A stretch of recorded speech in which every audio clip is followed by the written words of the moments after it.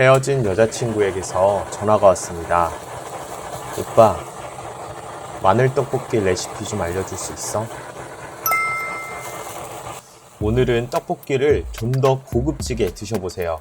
장사 메뉴로 내셔도 되고 속초에서 파는 마늘 떡볶이보다 훨씬 맛있습니다.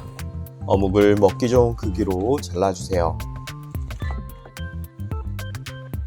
떡볶이에는 대파를 많이 넣으면 맛있으니까 대파도 송송송 썰어주세요.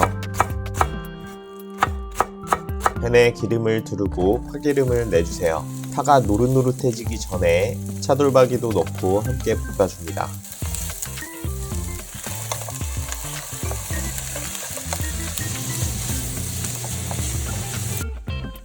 차돌박이가 익을 때까지만 볶아주시고 고추장 2스푼, 간장 1스푼 넣고 한번 볶아줍니다.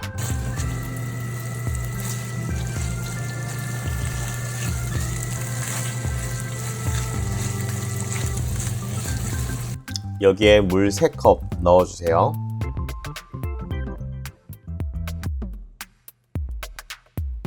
썰어놓은 어묵도 넣어줍니다. 매운 거 좋아하시는 분은 청양고추나 베트남 건고추도 있으면 넣어주시고요. 냉동실에 놀고 있는 양배추도 있으시면 넣어주시고요. 없으시면 안 넣으셔도 됩니다.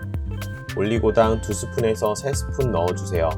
설탕 1스푼도 라이트하게 넣어줍니다. 떡볶이가 좀 더 맛깔나 보이게 고춧가루 2스푼도 넣어줍니다. 다음으로 떡을 밥 1공기 정도 넣어줍니다. 불맛 가득한 떡볶이를 드시고 싶으시면 재료가 타지 않게 저어가면서 토치를 충분히 해줍니다. 밤에 이불에 지도 그릴 것 같다 하시는 분들은 따라하지 마시고요. 특히 아이들은 위험하니까 절대 따라하지 마세요.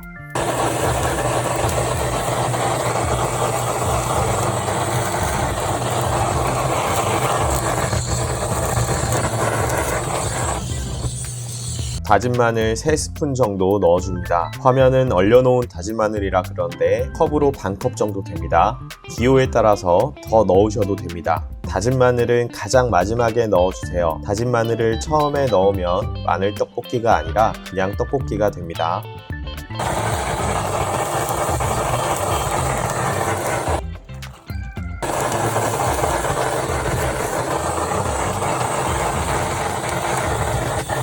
치즈는 선택사항인데요. 여자친구의 환호를 듣고 싶으시다면 치즈를 넣어주시는 걸 추천드립니다.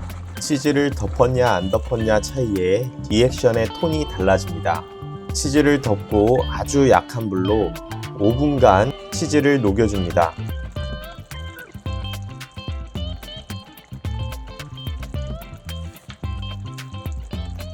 떡볶이에 없으면 섭섭한 삶은 달걀 준비해 주시고요.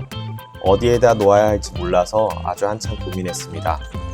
대파가 남아서 쑥스럽게 토핑 좀 해봤고요.